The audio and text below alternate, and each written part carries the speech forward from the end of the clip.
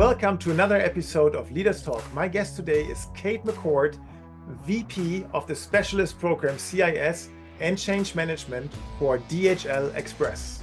Before I joined DHL Express, I worked for another company, I think as you know, and I went to a conference and I saw somebody at this conference share something about how they have a respect and results culture, how they really truly focus on their supervisors as the key to unlocking motivated people across the globe. And I was like, who are these people? I'm fascinated by the story they told. How do they solve some of those challenges that many big organizations have in spreading their culture? And I thought, gosh, they're the ones to watch. Leaders Talk, the interview podcast portraying leaders who are committed to better leadership, better organizations, and a better world. Hosted by Managing Partner of Leadership Choices and co-founder of the Cosmic Foundation, Karsten. Kate comes from a learning family, a family of educators helping people grow, and this really transpires into everything she does. She was born in the great state of New York, then studied in Northern Carolina, moved over to Germany, learned German, worked as a coach, then worked in a business school that was newly founded, was there from day one, then worked for companies like Bombardier Transportation and now DHL Express. And Kate is very much about how a culture can support individuals to grow. And I think with DHL Express, she has found the perfect place for herself. And the specialist program, the Certified International Specialist Program, is about how to help people grow that have no further formal job education, and how DHL provide that for people to grow and then maybe move on in their career, become a supervisor, become a manager, and all of that is supported. And that's with all her heart that she is behind that. So without further ado, let's go right into the talk with Kate McCourt. A very warm welcome to Kate McCourt. Welcome to the show. Thank you. Thanks for having me. Kate, we go back a while. What do you do? And more importantly, who are you? I love these questions, Karsten. What do I do? I work for DHL Express. I work in the area of leadership development. What is it that I do? I collaborate with colleagues and partners to create experiences that help us bring our culture and our engagement forward. That's what I do. Who am I? It's a big question. I am a sister. I am a colleague. I'm a manager. I'm also a wife. I am someone who likes to move. I often say I'm a Germerican. I was born in the United States, but I've lived in Germany for a long, long time. I'm interested in moving. I like to hike and do Pilates, and travel interests me a lot. So who am I? It's a big question, and it's something I endeavor to find out. And Kate, what I noticed whenever we talk about your work at DHL Express is that there must be something in the water when it comes to culture, because you know your eyes go on sparkle mode all the time. So what is, maybe let's start first. DHL Express, can you kind of bring that to life in terms of, you know, size of the organization, how is it structured, all of that? Yeah, sure. So who is DHL Express? Who are we and what do we do? DHL Express, we are truly global. We are in 220 territories around the globe. We're the most international company in the world, and we're, as you know, we're quite proud of that. And what do? We deliver services and shipments internationally, time definite around the world. What does that mean? We might deliver we deliver documents from Hong Kong to Europe overnight. We deliver Formula One cars. We deliver organs. We deliver documents. We deliver vaccines. We deliver those things that need to go quickly around the world. This is what we do, and we do that through our network. And that network means we're very truly global, because in order to make that happen, everybody everywhere in the world needs to work together. So that's something about DHL Express. We are part of the DHL group. We are 110,000 employees around the globe, which is part of the group, which is just under 600,000 employees around the world, which is an exciting place to be. How we're structured, we're everywhere, and how we run our business is we have local entities and hubs. So hubs, we have 3 main hubs around the world. We have our own fleet of airplanes. We have our own fleets of vehicles that help us do that. And as I said, the most important thing we have are our colleagues who are around the world supporting us and our customers. So that's around DHL Express. Wow. And what is so special about the culture? That's what we're always trying to find out. People always ask us, when we ask ourselves, what's the secret sauce? And the CIS, something, if you think about what do I do at DHL, I'm in an area called CIS. People often think that's something to do with some countries and regions around the world. It stands for Certified International Specialists. And this defines very much who we are. Everybody in our organization, because of what we do, is an international specialist, and we're certified. That means everybody in the organization is given the knowledge, tools, mindset, and behaviors as a structure to support them in doing their job, and then we do that together. And that's where our culture comes in, because it's all about the culture. It's all about how we work together. And this culture that we have, cultivate it, we share it, we spread it. This is what's important to us. It's really that one thing that every single employee around the globe, when they come on board, they have an onboarding, they have the opportunity to learn about our company. We run programs, we translate them into 46 languages. We make sure our supervisors and managers also have specific training so they can bring the culture and the experience that we promise to life. That is given to our supervisors, who are our main focus, to our front line, which is extremely important for us because our front line meets our customers every day. There are those opportunities there in DHL. And our culture is that your supervisors and your managers bring that culture to life. So we also engage with them to make sure they have the training and the experience and the opportunities to make that happen. Our supervisory program, we only translate that into 24 languages, but it's still quite a lot because we want our programs to be inclusive, that everyone has the opportunity. The other thing which is important, I think, share about our culture is that it's all about respect and results. And this is how those two things go hand in hand. They go together. It's how we live, how we work as one across that globe. And that's what we hold ourselves accountable for, and to the standard, and support each other. And this is something interesting about our culture. And maybe I can say, Karsten, before I joined DHL Express, I worked for another company, I think, as you know, and I went to a conference, and I saw somebody at this conference share something about how they have a respect and results culture, how they really, truly focus on their supervisors as the key to unlocking motivated people across the globe. And I was like, who are these people? I'm fascinated by the story they told. How do they solve some of those challenges that many big organizations have in spreading their culture, but also engaging with their people? And I thought, gosh, they're the ones to watch. And then they gave me a call and they said, hey, we saw your profile. Somebody met you. Would you like to come and join us? And I said, you bet I do. I want to be part of that. And that's how I came to be in DHL Express, but also because that culture and because that drive to respect and results, focus on the front line, focus on supervisors, focus on things that are important. That's really something about us. Yeah. And what impressed me is also your team members, where they come from. Can you run us through the countries they come from? Yeah, this is also something that I love, right? So what countries do we have?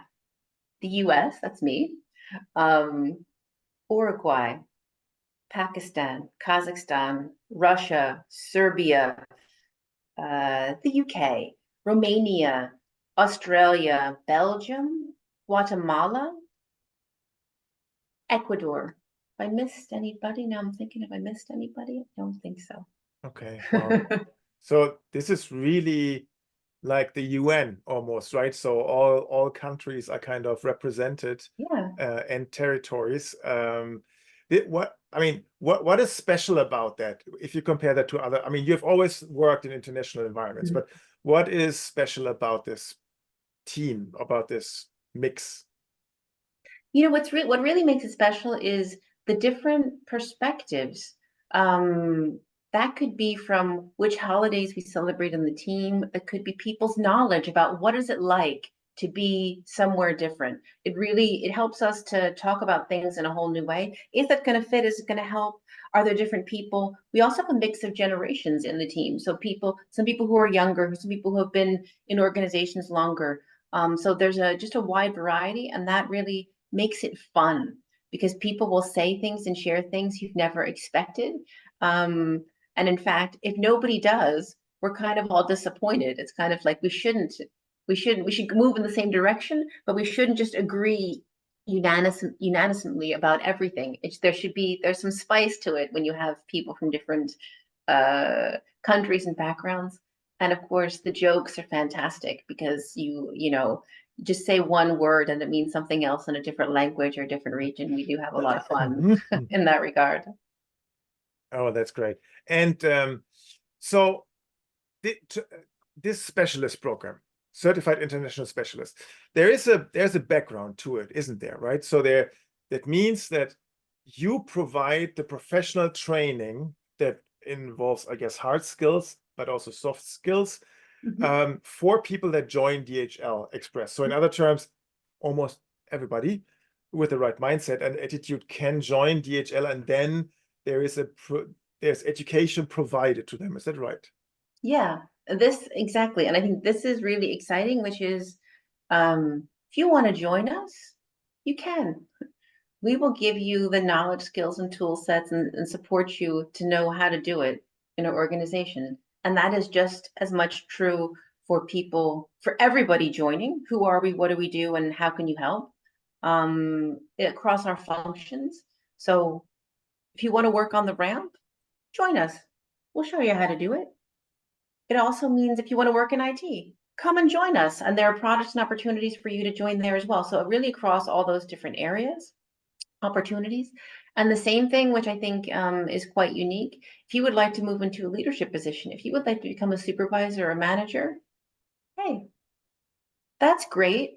We have opportunities. We're going to help to develop and grow you. And that's really where my contribution comes in in DHL Express. What I'm responsible for specifically within that program is all our manager programs, from our supervisors all the way to our leaders, because our management programs for our managers, everybody gets them. So the focus is not that a small few or some people at the top or everybody. We want everybody to be part of it because it's part of our culture. And that's the exciting bit. And something we can be truly proud of. I think it's exciting. I worked at a business school and I was surrounded by people in my past who all had PhDs and double PhDs and all those things. And in DHL Express, we also have people with academic degrees. We also have a heck of a lot of people who have none, who do not have a university degree. And that's exciting. And that's at the highest levels of our organization. And that means there are opportunities by the experience that you get, the opportunities that we give, but also the training and the development opportunities that we share mean you can do it if you join us. We will help you. And you bring, of course, the right mindset and the right attitude with you. There are lots of people who are country managers today. When you think about a country manager, that's probably a multi-million-dollar or multi-million euro business. Started out as a courier and made their way through the organization. So, it's really, it's good fun and a good thing that excites me to work in DHL, because you do have that mix of background and people who just said, what about me? Why not me? Okay. So it really sounds like the company has understood the value of attitude and mindset, and also the importance of frontline leadership to making a difference to the, client satisfaction, customer experience, but also bottom line. I mean, you're not a charity, so there's a link to business results. Yeah, and this is It all starts with motivated people. This is what we believe. This is part of our who we are, what we do, our strategy. It's embedded. It all starts with motivated people. And when you have those motivated people, this is what we truly believe and what we drive, then you give great quality of service. And if you give that great quality of service, you have loyal customers. And if you have loyal customers, you're going to have profitable growth. That's how we see it. We don't start from it's all about the money and therefore we do something about it. We start motivated people and the chain will move from there. And that's been, part of the success story of the last 12 years. Mm-hmm. And what are you working on right now? There are some big programs that you are helping to shape. Yeah, it's a great question. What am I working on? I could look over here and see my list of all the things that I'm doing and trying to support other people. But one of them, two of the major things that I'm working on at the moment. One is a new program we call Making a Great Team Better, MAGTB. And this is a program for senior management teams who go through a 9-month journey as an intact team. And this is something exciting and quite new for us. To date, or in the last numbers of years, we've looked at as leaders as individuals. How do you lead people in teams, but your development, really you as an individual, and what is your journey going to be together with other people? Now we're focusing on an intact team. What are the dynamics in that team? What is the vision of that team? And what's going to make them successful? And this is something that we spend a lot of time doing. Developing that program, because everything that we do, we develop internally, also with partners together, and we run those things internally with internal resources as well. And so getting that quite right. So this is very exciting for us.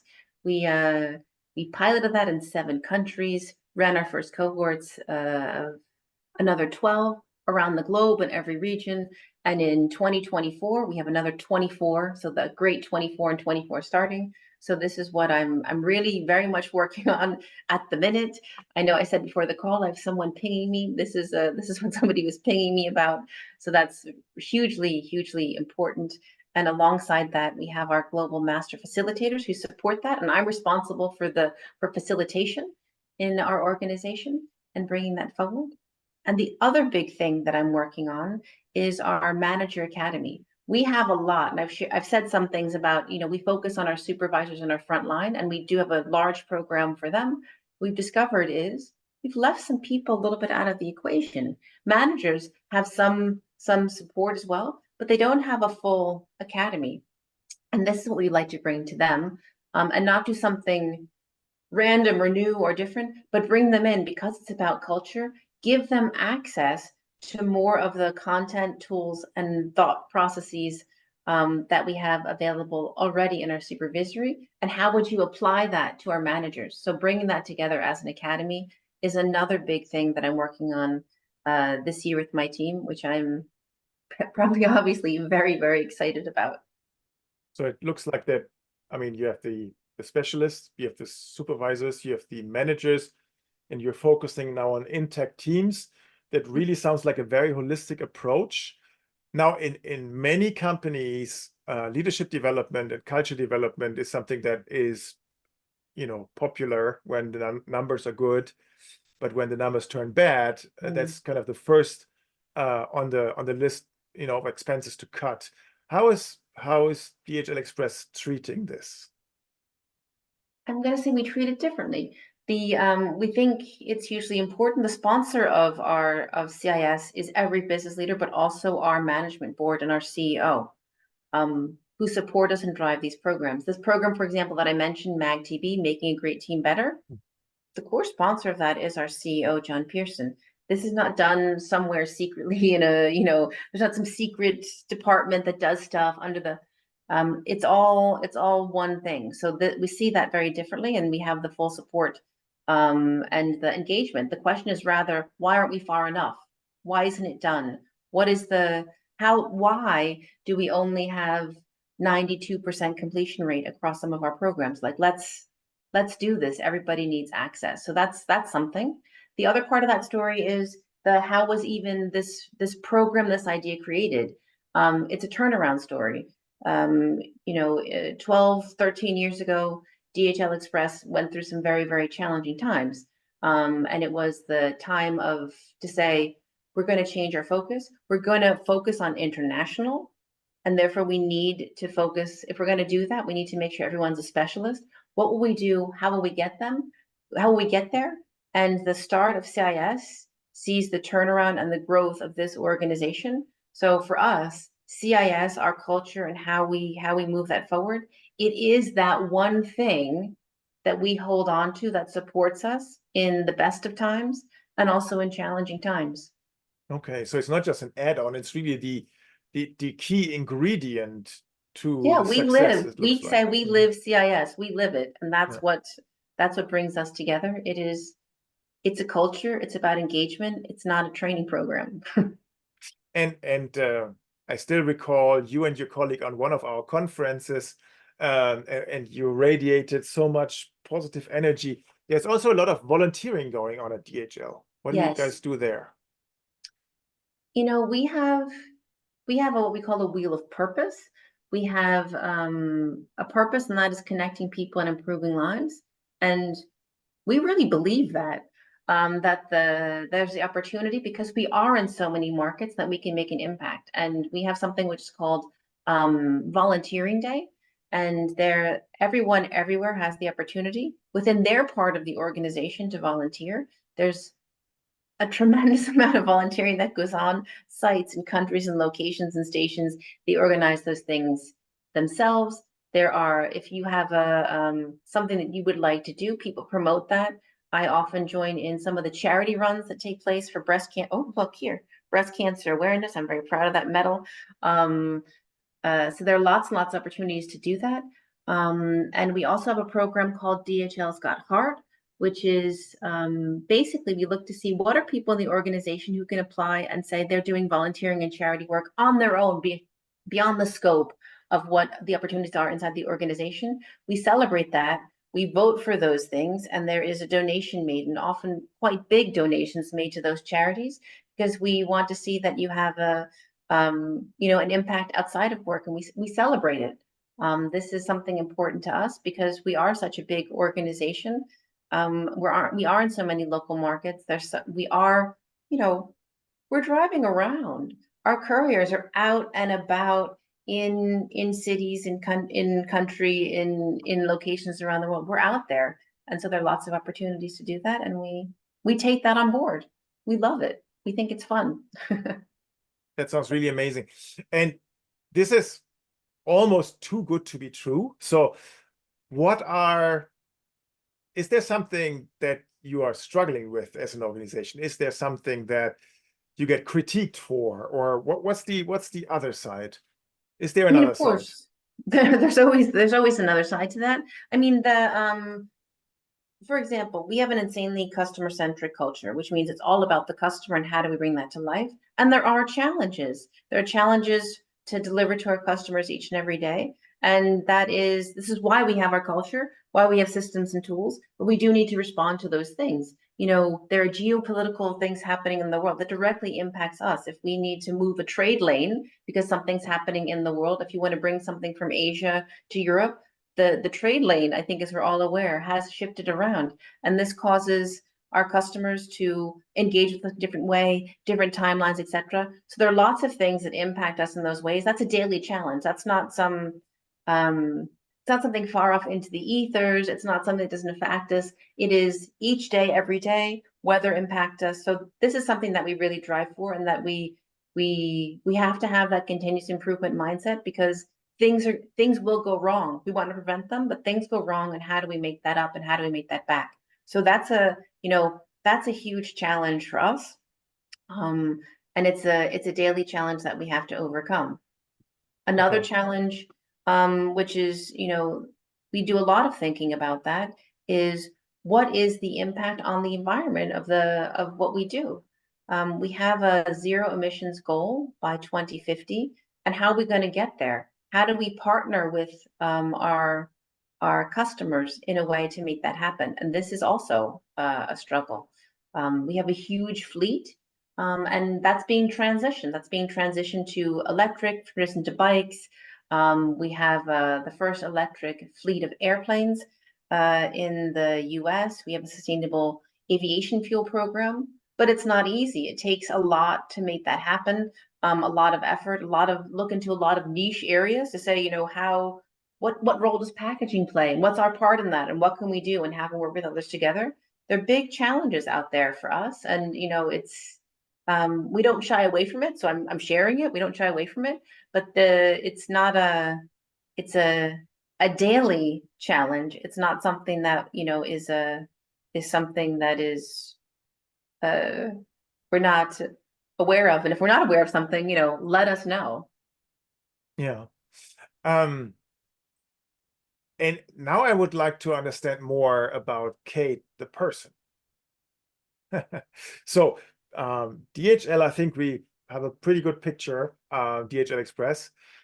Before that, you worked for Bombardier Transportation, which is a country that I had the honor to work for as well. We didn't do it in parallel, though. We were in different times there. And Bombardier Transportation no longer exists, so maybe we can ask that question. What's the biggest difference in terms of culture that if you were to compare Bombardier Transportation and DHL? Ooh, what's the biggest difference? They are so different. I would say, I think it comes from what those companies do. It's both transportation and logistics. Bombardier was a project and engineering company, so looking at things in a far different way. A producer. DHL Express is services, which means we have different kinds of teams, a different reach. I would say perhaps the structure is the biggest difference of how people work together. In Bombardier, people work in projects, big hierarchies, and that driving really the behaviors, the hierarchy driving the behavior. And in DHL Express, it's about respect and results, which is far different, also driven by the difference in what we do and who we are. I think that's a big thing. The other thing I would say, for Bombardier, it's kind of funny that because Bombardier in itself still exists, that there's something interesting when you leave a place. You see the good, you also see the good things and the bad things. And I would say what is common is the great colleagues. I'm still in touch with some. Look at us. We were never colleagues in the time, but Bombardier connects us. And I'm still in touch with a lot of colleagues who are either still there or in another company or other places. So this great collaboration with colleagues is, and that intimate feel, because you've worked together, you've overcome things together, and maybe that's the big difference. In Bombardier, it was all about overcoming the challenges. That's what drew people together and keeps us connected. In DHL, it's about working together. We have something called As One. We do things together. Everyone's a part of it. Everybody matters. And that makes a huge difference. What do I prefer? I prefer DHL Express. And Kate, you were born in the state of New York? Yes, the great state of New York, Karsten, we say. The great state of New York. And you were born into a family of teachers. Yes. And so tell us about that, please. Yeah, sure. So I'm from the great state of New York, not the city, from Long Island, which, that's a difference. And I have 3 siblings. And my dad was a teacher, a math teacher, and also the founder of the local ambulance association, and worked in local politics as well. And my mom also was a teacher.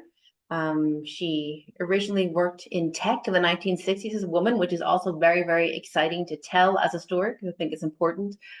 Became a teacher, then she became a mother, and then she became a teacher again, and went back to school to study philosophy to get her master's. So something about her. And my siblings, yeah, it's funny, right? We all work in the learning space. My brother, who is a musician, is also a teacher. My closest sister in age is also a teacher for English as a second language.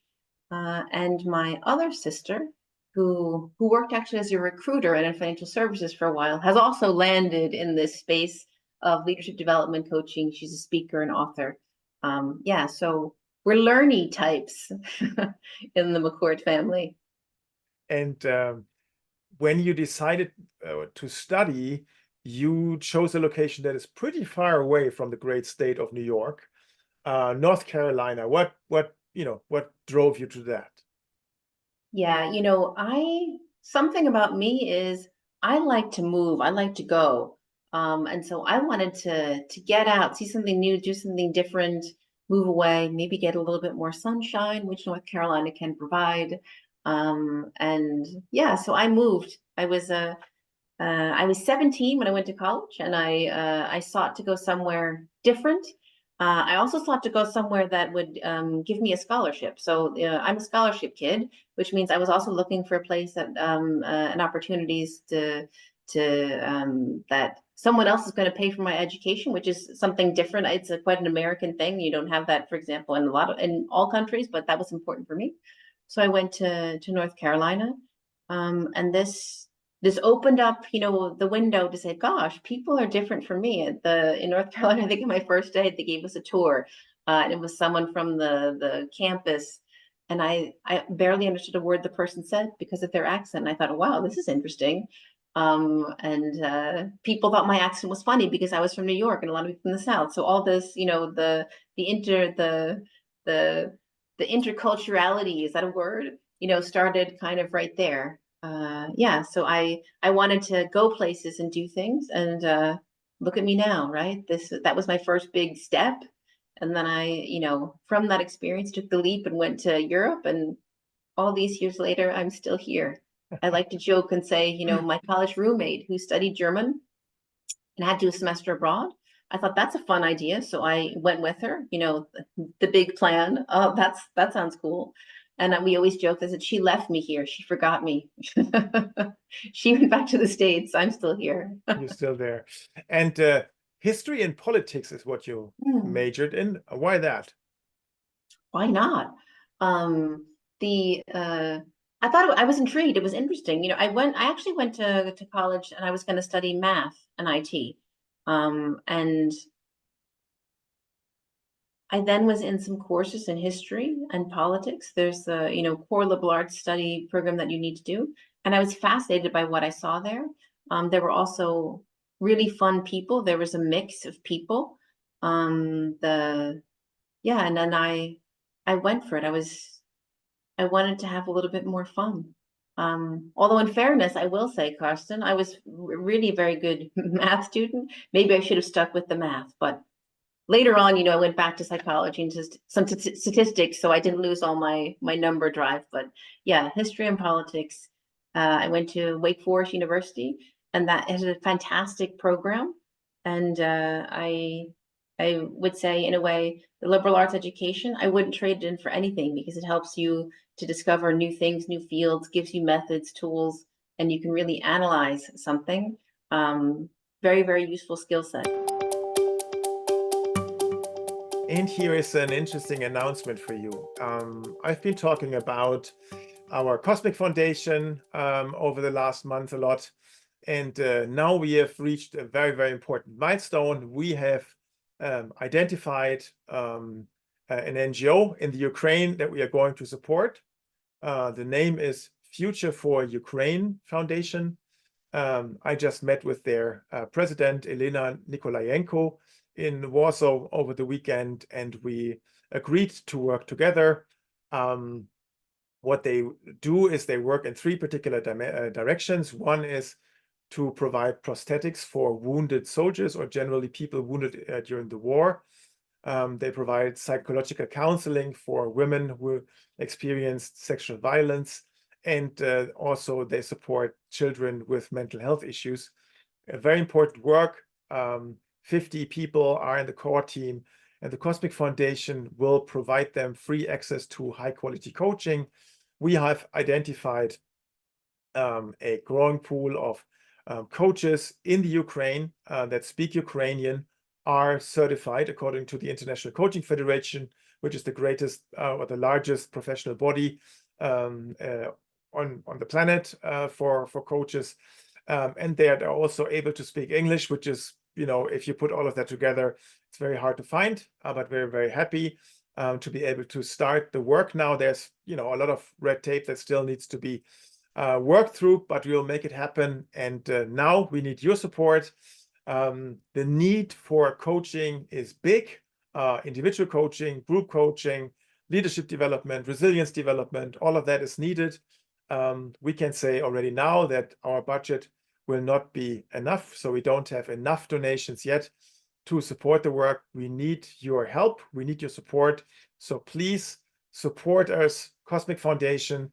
The website is www.cosmic-foundation.org, Cosmic with COSMIKK.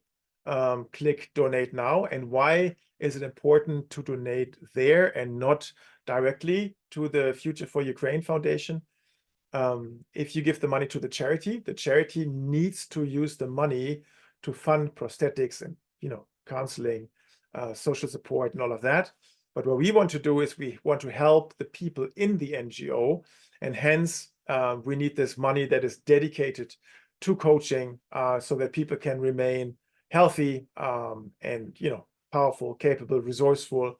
And this is why this is a good idea to understand this foundation. Okay, long story short, now back to the very, very fascinating talk with Kate McCourt.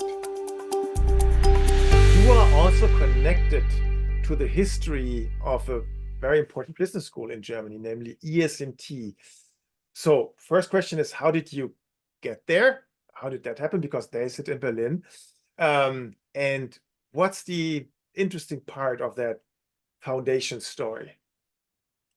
Yeah, so ESMT,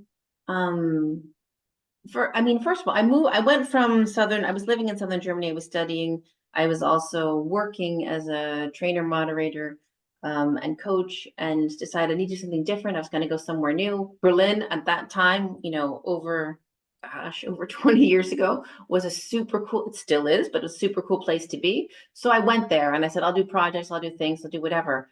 And in those days, and I'm aging myself, I can't believe it, but in those days, you had to buy a newspaper in order to classified ads to see where there were jobs. So I saw an ad in the paper for an educational institution that wanted to grow itself. And it wasn't yet called ESMT, by the way. And the ad was a little bit like, can you do everything and nothing? Do you know something about international study? And I thought, sure. I applied, wrote a letter with my resume, typed it up somewhere and then sent it in. And weeks later, I got a call from someone. I was like, who are you? What do you want from me? And it was this place. I went for an interview there and discovered what it was. I was interviewing for a role I didn't get, but they said, when talking to the managing director at that time and one of his colleagues, they said, we don't think you'd be good for this role, but what about this in our program area, developing with customers, and you think you could support us? And I said, sure. And that's how I started at ESMT. And in ESMT, we first, we had an office somewhere near the Free University in Berlin. We were a quite small organization. We brought other predecessing organizations together, and out of that was created the ESMT. And that was really all about, building it, not just the building, but building what are the programs, what do we do, how do we work with customers together? We won some first big clients, and then we grew and grew and grew from there. And I guess the rest is history, or history in the making, right? And talking about history, there is a lot of German history connected to ESMT, also largely because of the building that the business school is in. So what's the story about that? The building that it's in is extremely exciting, actually. It's the former Staatsratsgebäude. What is that? That was the seat of the head of state of the GDR. So Honecker was in there. And the building itself is fantastic. It was taken from a piece of that building that was created for that is from the Imperial Palace, which at the time that I joined ESMT, at the end of the 90s or the beginning of the 2000s, that building was already long since demolished from the war. Another building, which was the Parliament building of the GDR, was sitting there. That was then demolished. It was decided to build the palace back, but the ESMT is created from a piece of that palace, that building. And for many, many years, it was the only memory of the Palace of the Republic, which has now been rebuilt in Berlin. So many, many people recognize that building, go to visit it, want to see it. The building itself has inspiring history inside of it. Who's been there? Who hasn't? It's now a building that you would have never gotten access to, that is open for studying, for free thought, moving quite in the area of capitalism, which is anathema to what that building was built for. So it's very, very exciting to be in that building and to see how people respond to it. Also, people from different places around the world. I know at the time when I was at ESMT, I was one of the things I ran a program called Doing Business in Germany, and we ran that with many entrepreneurs from China. And when you give a tour to those groups of people, the response you usually get to the facade and to how it's built and the impression it makes on you is very, very different. For the Chinese colleagues who came through, you show something which Europeans react very, or Americans might react to very, very emotionally. They go, yeah, it looks like ours, and they move on because the architecture would be similar in its arrangement. So it's very fascinating, not only what happened in that building, but how people react and what it generates on conversations when people are in that building and see what it looks like now, what their lived experience is, and maybe the difference they see from then and now. Yeah, that's really a fascinating story. And also, I think I remember a story around that building that ESMT was given it for €1 or one Yes. Deutschmark, because it came at a cost, because all of it was bugged and there was all kinds of technology. There are bugs in the wallpaper and the former maps and the all the furniture and things hanging off it. I mean, in fairness, when the German government moved from Bonn to Berlin, there was a period of time when Schröder had his cabinet table inside that building, which is and that room is still there and all these kinds of things, but the renovations were extremely significant, changed, really, really updated, of course, with the technology. There's also a famous bunker in the cellar that was found during the renovations. I mean, there's so much in that. And also what is quite interesting, it used to be, that building was connected to the B&D, the gosh, what do you call that in English? The Central Intelligence Agency, I think you would call it, and connected there, which is now actually torn down and built anew in Berlin. But the tunnels underneath and connecting other buildings, quite interesting and exciting. And at that time, they needed to be closed off because it was a business school next to the Central Intelligence Agency, so maybe not such a good idea. And also quite enchanting is everybody who comes to the ESMT, or most people, they see the front building, this beautiful building with Meissen tiles and the renovations and all the technology. And then connected to that, behind it, is the administration building where our offices were. And that gives you more a flavor of what it would have been like to be living and working at that time, because that minimal renovations were taken in that part of the building. We used to call it the rapid hutches. It's really small rooms, you can't open the window and so on. The colleagues, I think, are still working there today. I've been away for a while. It's a great environment, but the building itself in the back end, not as flashy as the front building. And I mean, Kate, you left home, you left the States, came over, worked as a coach and facilitator in Germany. You picked up German along the way. I mean, we could do this podcast easily in German. Your level of German is close to perfection. Yeah. So how did you pick up? I mean, that's not the easiest language to learn. That is correct, Karsten. It is not. I'm going to say you don't pick up German, and I would also venture to say, as a former language teacher, you don't just pick up anything. You have to practice. You have to try. So I studied German.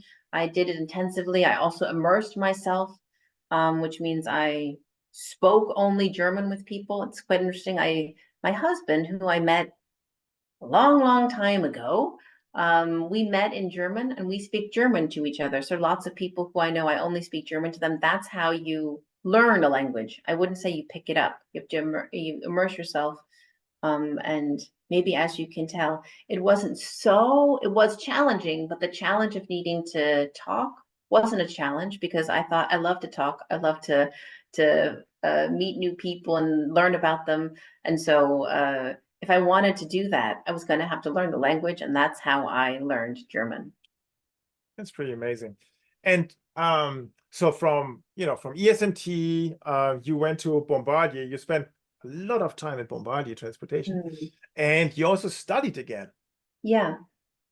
So the time I spent as well in the ESMT certainly inspired me. I got to work with some colleagues, someone who I looked up to and had the great opportunity to work with at that time, many people, but I worked together with Konstantin Koratov, and I worked together with Andreas Bernhard. And in this area of leadership development, it really intrigued me about how people work together, and also how your behaviors and how a company structures who works with whom has a huge impact on the results. And I worked in the area of leadership development and learning and development, and I wanted to, let's say, solidify and explore that further. And so I studied organizational industrial psychology on the side, as they say, and I did it, let's say, on my own, which means I did it in a way that allowed me to really choose how I was going to do it, when I was going to do it, who I would work with, and also what the topic of my master's thesis was. So I had the support, but the independence to say, this is something I'm going to do for me, myself, and I. So I'm quite proud of that degree, because it was something that was very much on my own. I didn't need I needed my help and the support of people, but I could do that myself.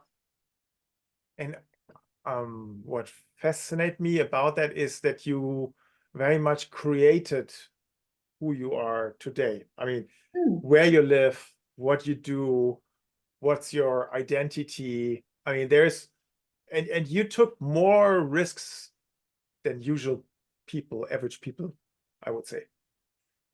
I mean, call me wrong, but that would be my reflection on this. Maybe it's because I've never managed to live in another country, immerse myself into a different culture, right? So this is something that I have tons of respect for.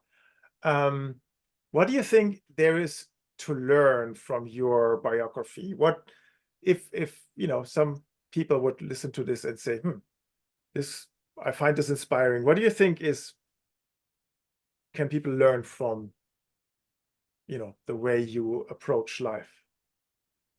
Yeah, I mean, I would say, I think you can shape your life. You can shape what it's going to be. You don't need to follow a standard path that you read somewhere, someone said you need to have. You can, when opportunities arise, you can take them and you can make the most of them. And there were situations in my life that actually caused that. A very foundational one, of course, is my parents helped me to believe I could do and be anything if I put my mind to it. I needed to put my talents to good work to make that happen. So that's something which is inside of me. The second thing would be the fun is in the going, which means you need to enjoy those opportunities. It's not the end. You're always somehow in the middle.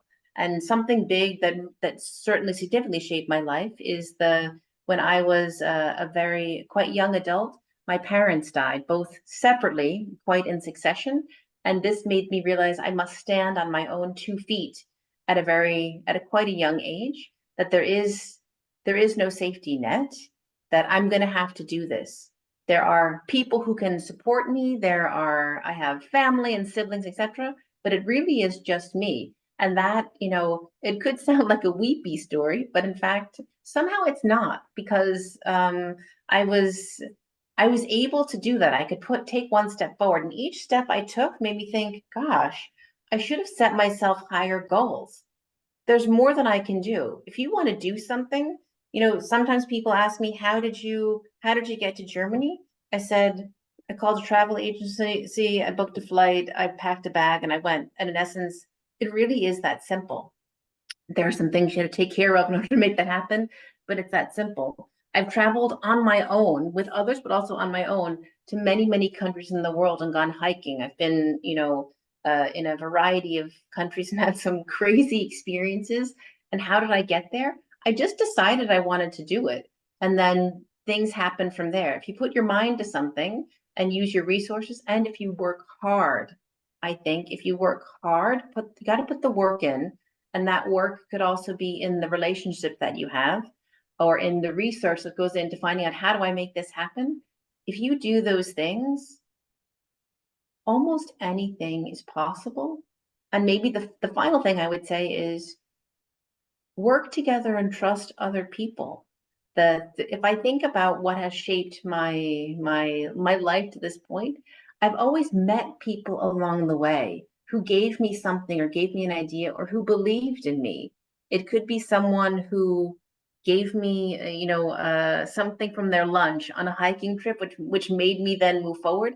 It could be someone who said, there's an opportunity over here. Do you want to work on that? Or someone who said, I'm going to give you some feedback, and gave me some serious feedback that actually helped me when I took it on board to say, oh, I need to ask more questions and talk less. So I think you can shape what your life's going to look like.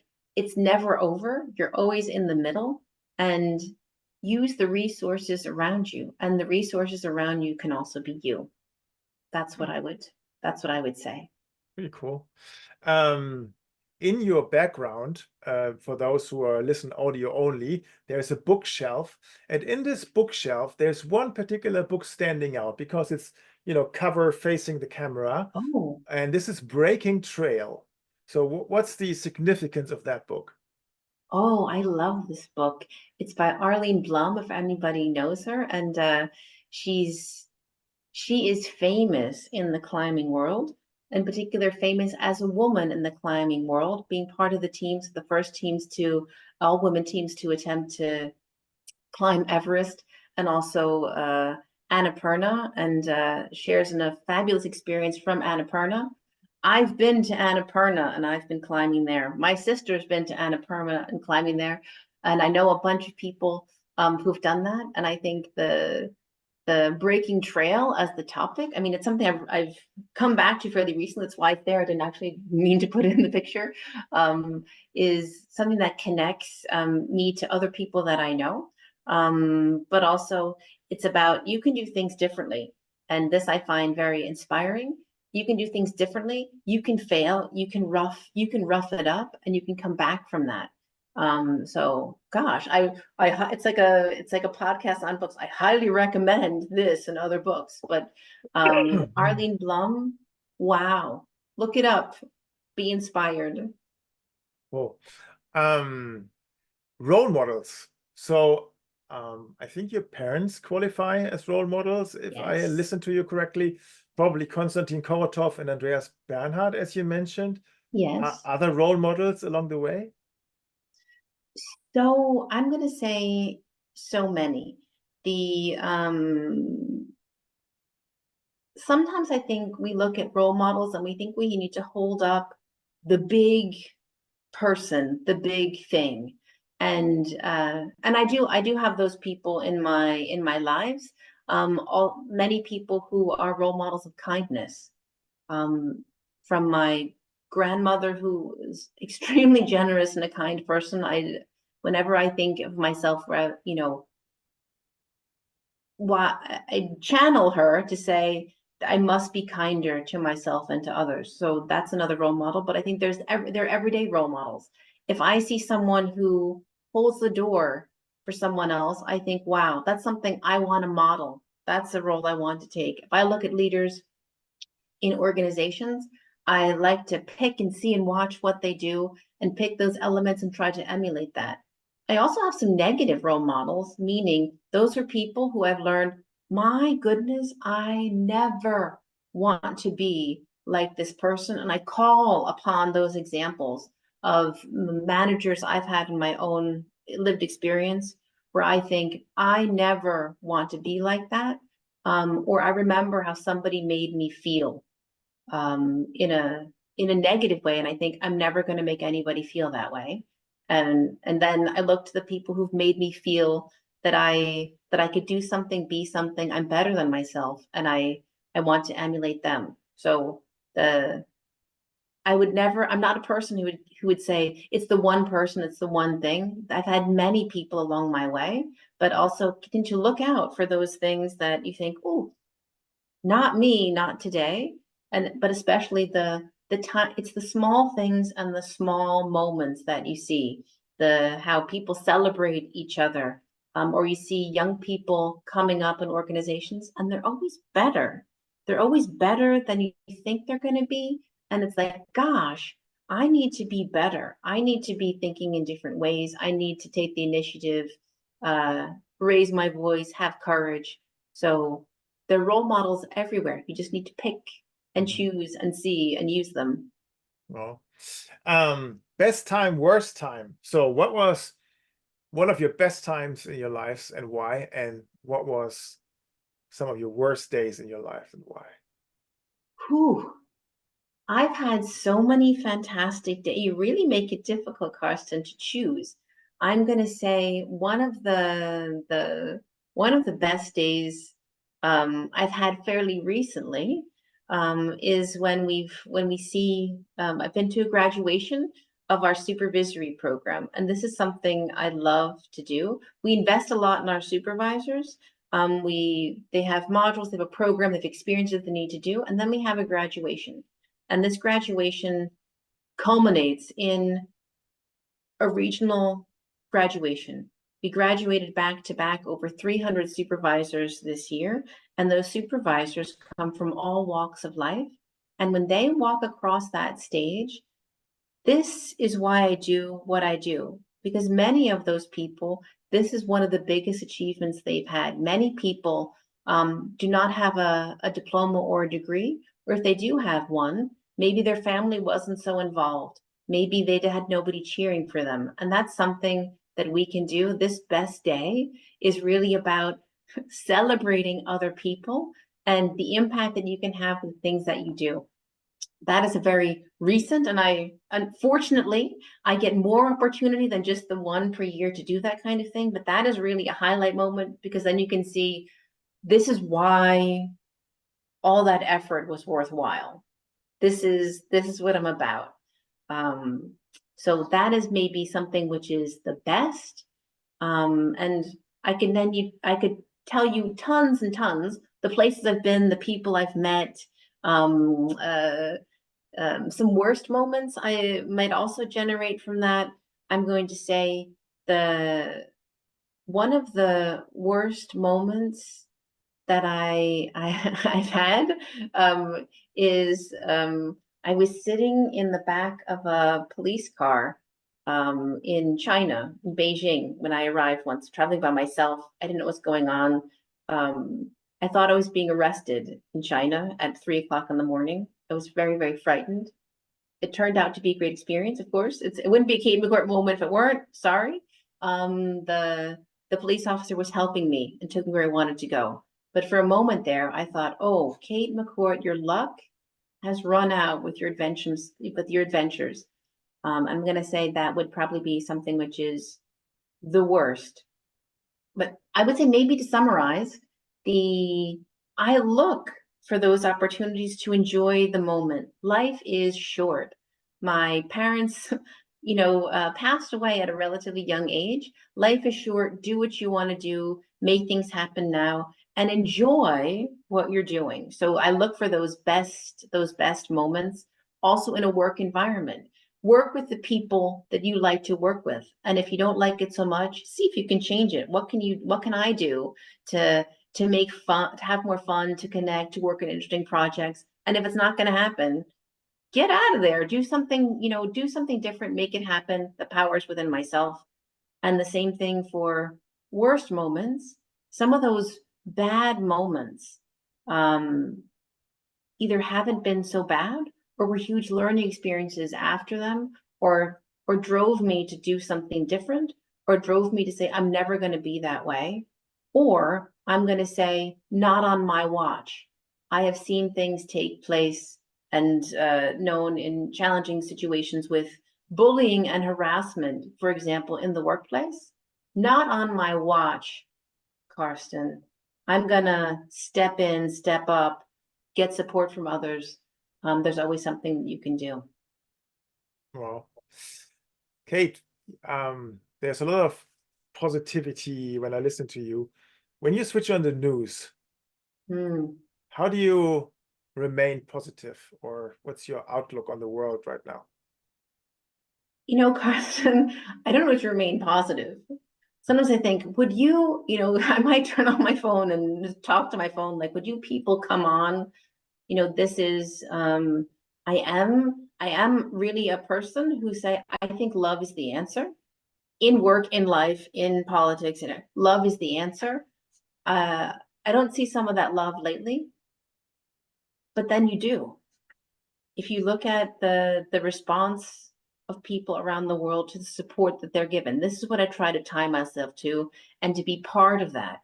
You see someone do something, attack people, engage in conflict, and you see the propensity for other people to help. You see how people want to step in. You see how people, with their resources, not just writing a comment online, doctors go in, I know neighbors and friends who have taken in people from countries who are refugees in the interim period when they were looking for something. I've seen large donations. I've made large donations myself. I've gotten involved in things. I think there's always this way forward, but it doesn't, sometimes I watch the news and I think, really, again, have people learned nothing? But I think it's how to stay positive is to focus on, where are people doing good? How can I support? Who's not on the news? If you look into the news, they want to also report things that are going to catch your eye, which is the most spectacular. They're not actually capturing the everyday. And in the everyday, you, me, we can all make a difference. If you think about what I do in my job, in my workplace, I help other people have their best day. And if you have your best day, that means you're going to go home to your family and your friends and your dog and your community. You're going to go home safe. You're going to go home happy.